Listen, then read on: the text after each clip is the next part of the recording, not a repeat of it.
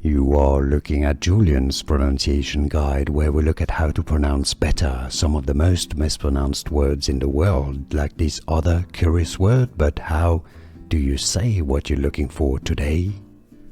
Let's learn once and for all how to pronounce the name of this originally German football player who now plays with Liverpool FC, of course.